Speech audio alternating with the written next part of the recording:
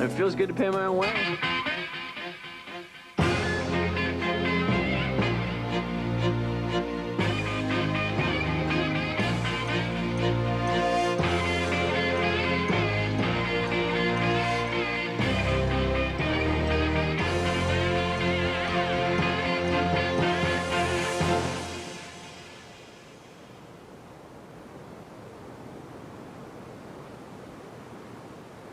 Hello and welcome to Clarkson's Travels, a new holiday program from the BBC. I'm here in Florida, home to blue sky, blue sea and blue rinses.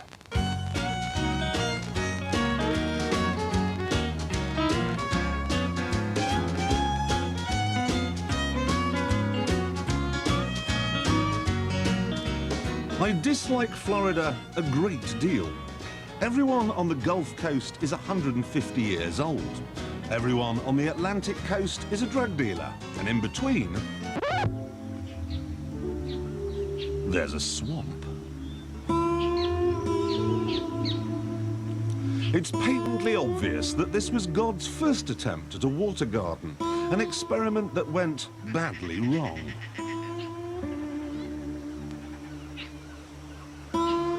But with cocoa to the left of you and cocaine to the right, some people are forced to come out here to look for food and nourishment.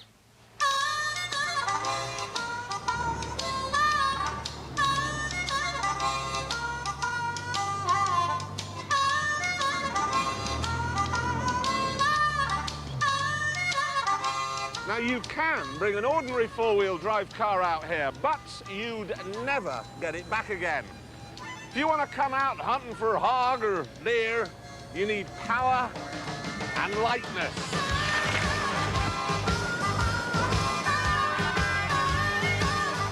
These imaginatively entitled swamp buggies also need tracks or wheels the size of crop circles.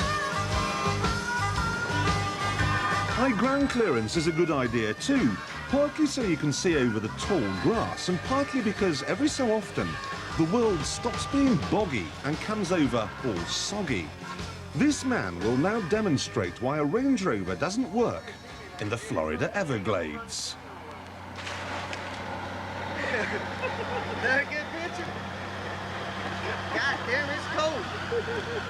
This looks like some kind of macho thing, but it isn't. What's the big thrill of getting out here? Shooting the deer. You know, when all your adrenaline starts flowing, when you got that gun in your hand and you're shooting at something, and then when you take it home, it's good to eat. Yeah. Are you fairly unusual then? I guess. I mean, do your friends despair? Yeah, they think I'm different. I mean, I'm not like them. They think I'm weird. Right. Halt. There you go. You can have your Browning cannon back. Well, that was a fantastic day's hunting. We didn't see a deer or a hog. We didn't see anything. The only thing we managed to kill all day was an ant that was crawling up my arm. So we can't talk about the hunting, because we have to talk about the cars. They cost $5,000. So you can't expect a lot of technology. There's a beer keg here for keeping the petrol in. There's a platform here for keeping your beer cooler on. There's four-wheel drive and a four-cylinder Datsun engine. There's also a silencer so you can sneak up on the animals that, frankly, I don't believe exist. But what if you took the silencer off?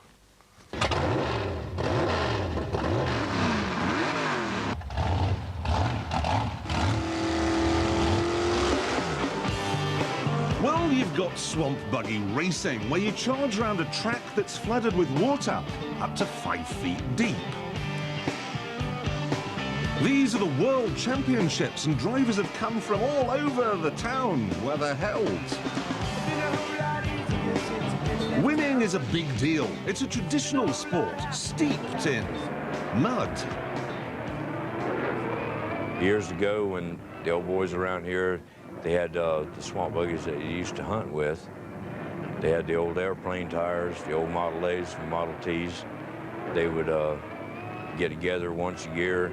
There's an old potato patch, which is full of marl and muck, and they would see which buggy could outpull the other buggy or who was faster with the other buggy. And it got more competitive, then the track changed, and it evolved into something what we got right now, which is very high tech and very high horsepower motors. What is a race? Well, races, 2 to 3 buggies lined up out there, and you know, it's a mile track. We start at one end, go around the track. Whoever gets the other end first be the winner. So it is just one lap? Yes, it's one lap. Has anyone ever thought of perhaps doing more than one lap? Well, we have a race at the end of the day for anybody that's beaten their heat races. They call it the marathon. It's a 3-lap race. You've got to get up a lot of speed to get over these holes. Yes, you do. That is very important because if it ever stalled out in the hole or tried to go through the hole slow, then it would engulf the engine in water and you'd be working on it for a couple of weeks, I would say. So how fast have I, if I'm driving, how fast have I got to be going to clear this hole? I would say at least 50 miles an hour. Now, a racing swamp buggy has tractor tyres that are pinched and narrow for extra traction. It has a fat back end where the inevitable V8 lives. It's much, much thinner in the middle for reasons I never did fathom. And at the front, there's an idiot who doesn't know what he's doing. What have we got then? Okay, you got this here's your steering wheel. Oh, good. Okay. Yeah. Water pump, here's your gear shifter. Your throttle's on that side, brakes on this side, you won't need that. So we don't worry about brakes. No braking? No brakes, just gouge on it. On the other side there, you got your fuel pumps. Yep. Cooling fan, Yep. ignition, Yep. starter button. Yep. Push that and you're good to go. So what can I rev to? Whatever she'll rev, gouge on her. Eighth, what? Just gouge on it. Gouge on it. Gouge on it. This is an Americanism, is it? Yes, it is. Right. So if I'm coming down this straight here at like 70 miles an hour, how do I turn into that corner? Any way you want to. You turn her, she'll go. Really? No Gouge on braking, even at 70? No, no braking. You won't need those brakes till you decide to go back in the pits. Oh my God. Okay, here we go at a 500 horsepower power shower. Into second gear. Okay, we're going to go for a wide line. Here we go. Come on, car. Come on, car. Turn, you little sod. There we go. We got it. Hard on the power now. Okay, if we don't get this right, it becomes a $30,000 submarine. To the deep end.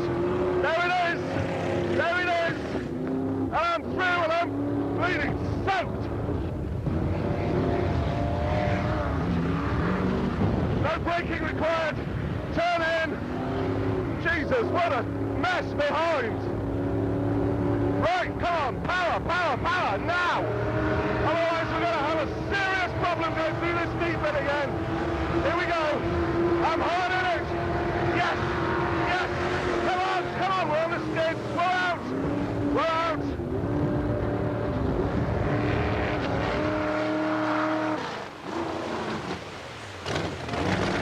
Okay, they're getting me out now. Well, that was quite something. Spectacular, but not that difficult.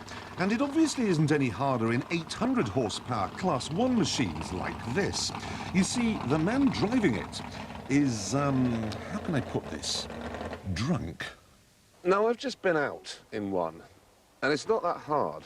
I mean, it's just like plant your foot on it and steer. Is that a pretty accurate description?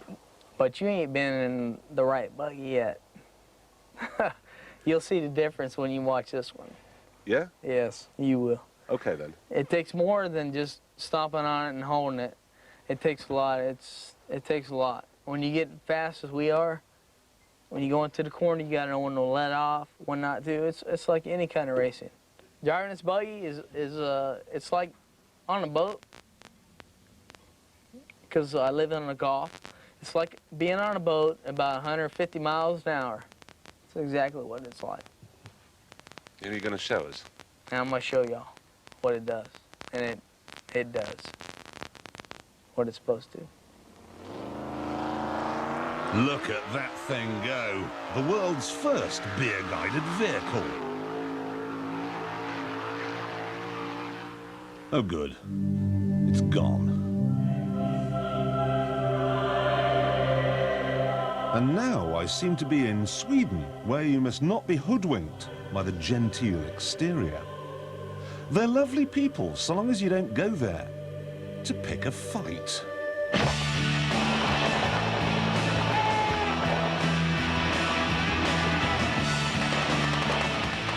Even though there are only 9 million Swedes, their armed forces are 3 times larger than ours. They can field 600 tanks too, and 280 fighters. If there's a neat piece of kit on the market somewhere, they'll buy it. And if there isn't, they'll make it. But now, they've gone mad. They've built themselves a stealth battleship.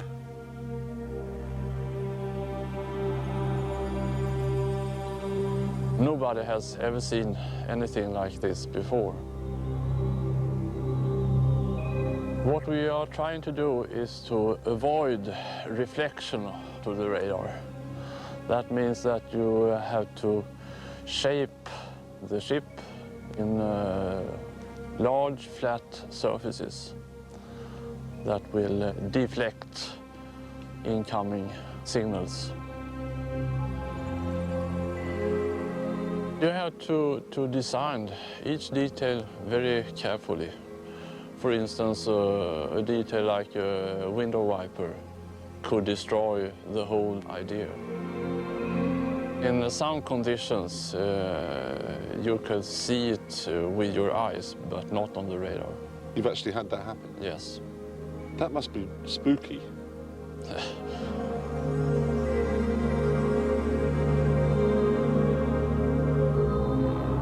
What kind of engines did you put in it? We have 2 diesel engines, and you have 1,700 horsepower each. And that gives the ship a speed of about 50 knots. 50? Yes. God, that's faster than a torpedo goes, isn't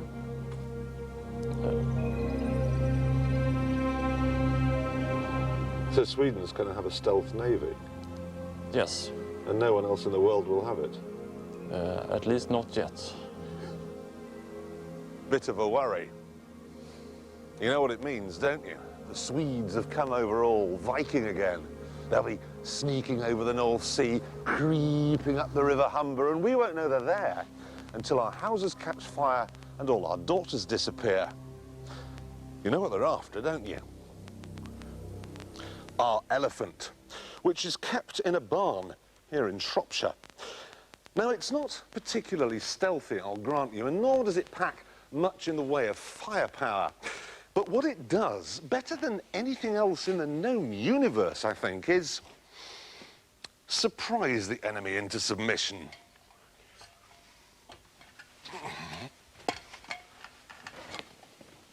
Ready for this? Oh, no, you're not.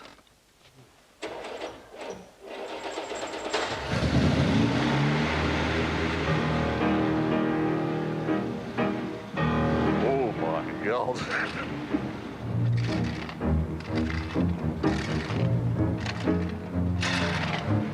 I suspect I may be breaking the law here. The Elephant was issued with a logbook but doesn't have a current MOT. And according to the DVLA in Swansea, the need for a text disc is a grey area. So, how does it work? Well, I'm not going to tell you that. This is our first line of defence. Swedes don't tell us how their stealth battleship works. I'm not going to explain how this works. Tell you this, though. It was built in 1949. Come on, Elephant. Right. Stealth battleships. Ha! You know, we often talk about the man who has everything. But unless you have one of these, you aren't even in the running. You're an also-ran.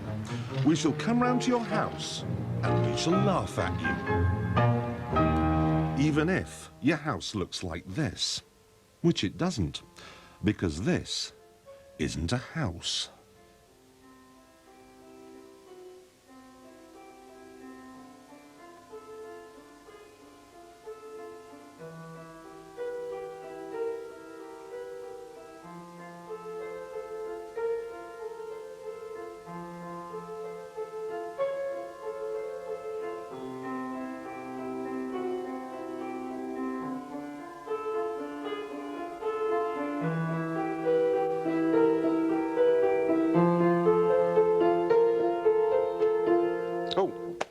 Sorry. Hello, and welcome to my large and sumptuous, how can I put this? Boat. It's a boat. Actually, when your privately owned pleasure craft is more than 150 feet long, it's no longer a boat. It's called a super yacht.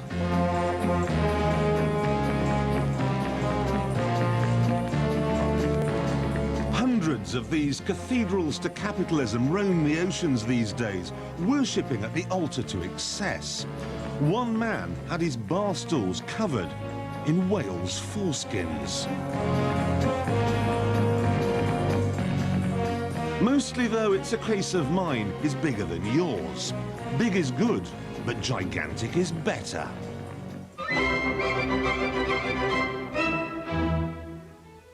In the Italian port of Viareggio, the super yachts they're being asked to build are so vast, they don't fit in the boatyards properly.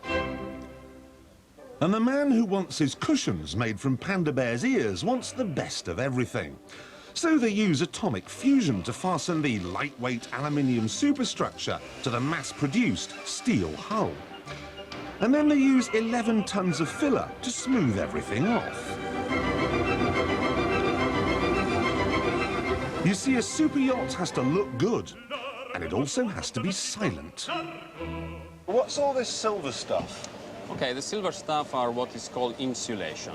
We use this to cut down as much as possible vibrations and noises. In the owner's main apartment, we get down to 42, 44 decibel. But car's what, 60? Car is around 60 decibel. Di qualità, di qualità. What you can see there, the big cylinder, is one of the silencer of one of the main engines. You're joking, that's a silencer. That's a silencer of one of the main engines. It's a giant engine room with 2 floors, so it's a 2-level engine room. You can see here the first layers of the teak. You know, we were going to put this in our kitchen. 35mm stick. We were going to put this in our kitchen at home, but it's too expensive. But this is structural support for the helicopter. How big a helicopter is he going to be able It's to land? small, 3-seat, plus the pilot. Not an Apache. There's another big jacuzzi here, exterior jacuzzi. Yeah. The Don't jacuzzis weigh a ton? Well, I suppose a ton in 500 tons doesn't matter that much, does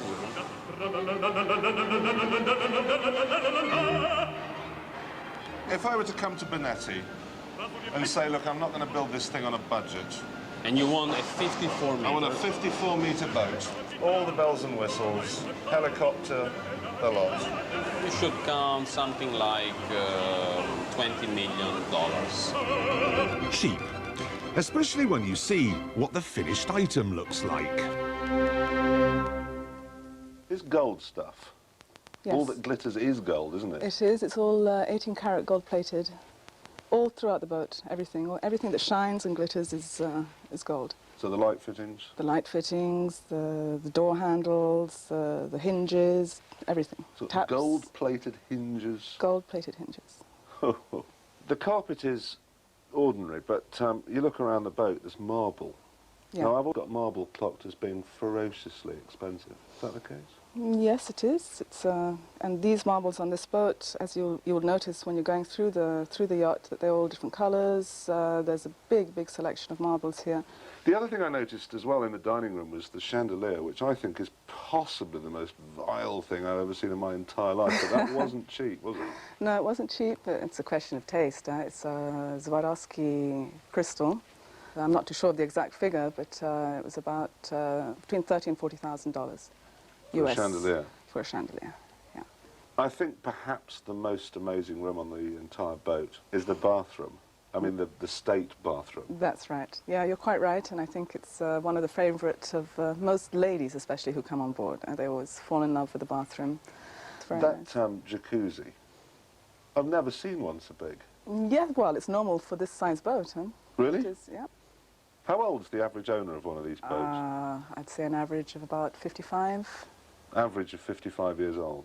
They're very normal people, and you know, and young couples as well. They're young people who have 37, 38. Really? I'm 37.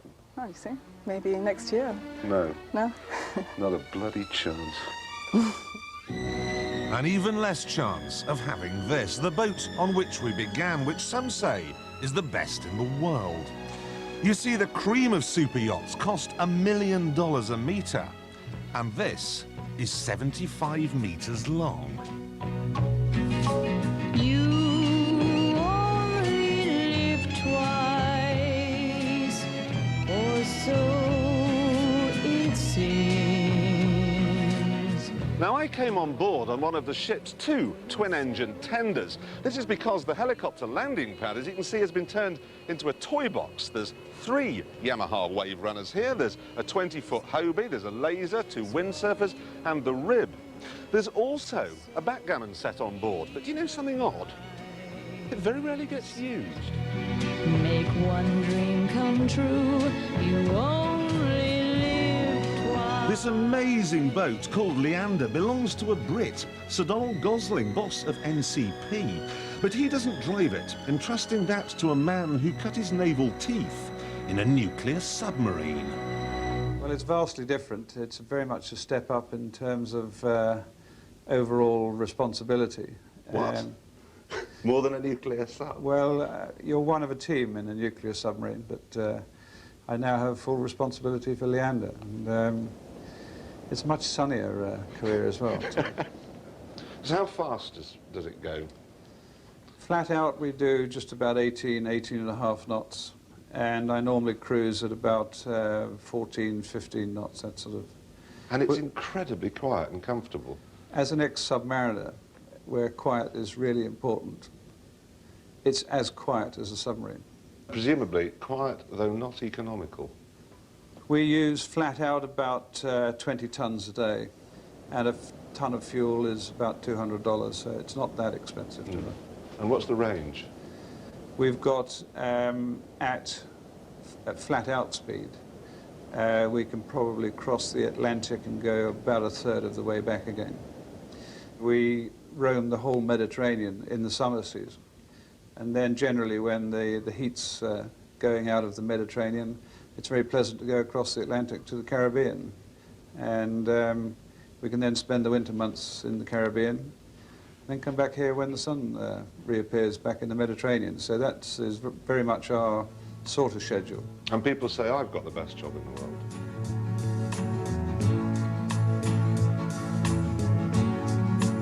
We have all the time in the world. Very occasionally, Sir Donald charters this remarkable and huge ship to paying guests. The cost, excluding fuel, food and drink, but including guardrails that Maxwell wouldn't have died for, is £205,000 a week. I really can see the appeal of boats, you know. I mean, look at that view. It's the water that makes it. It's so blue, so inviting. Usually.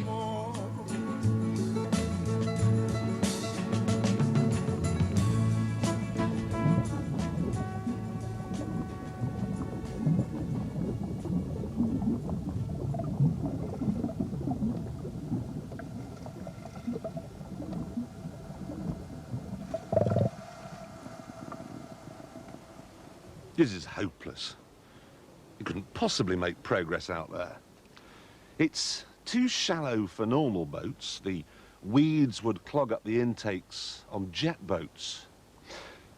The only thing I can think of is if you got maybe a tray with a kitchen stool and perhaps a hairdryer, yeah, that might work.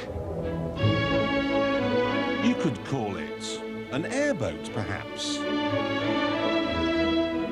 I think on the 8th day, God created airboats.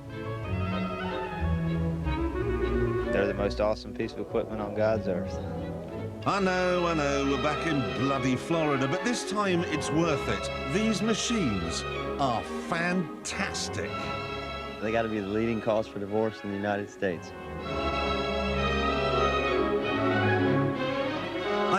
absolutely can't understand why anyone would want a ponderous swamp buggy when this is a cheaper alternative. You just nail a big aeroplane propeller to an old car engine and you're flying, driving, sailing and ballet dancing all at the same time. Have you ever found anything that's like it? Nothing even compares to it that I've been on. Sex, come on. I don't know, it depends. Sometimes it is better than sex. How fast do they go?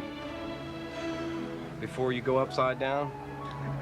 Yeah, all right. Safely, I would say, well, I've run at 84. I would say probably 90, and that's scary.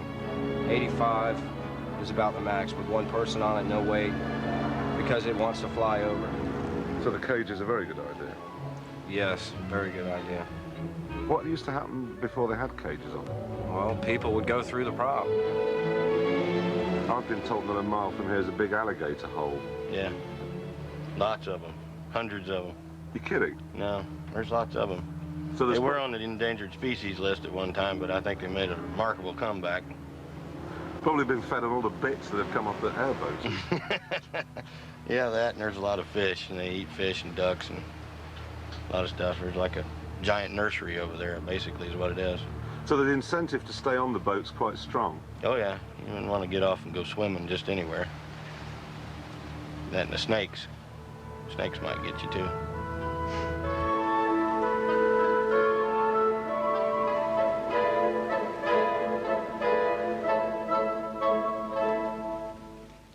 They've all gone for lunch. It can't be that hard, or Americans couldn't do it. Let me think. Okay, fuel pump, ignition switches. That way we go right, that way we go left. Throttle, see ya.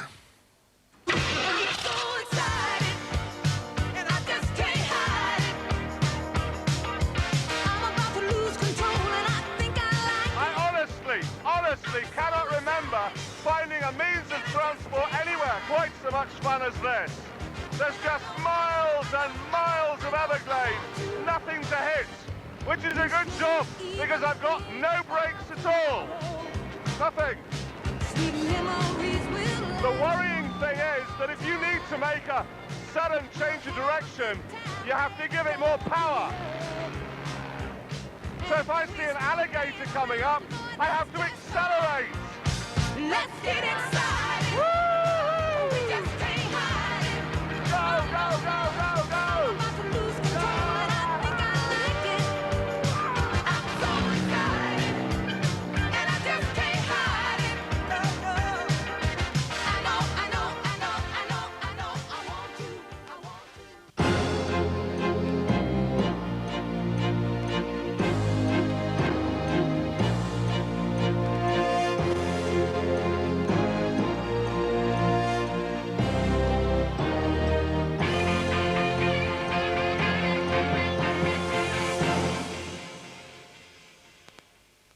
Ever fancied making loads of money? We give two teams £1,000 each, and they've got one working week to make as much as they possibly can. And they get to keep all the profits, but we tell them what to trade in. First up, arts and antiques. Buy things that people understand. £70. £700. 5,000. So even if you don't know your Warhol from your elbow... You've got a good eye.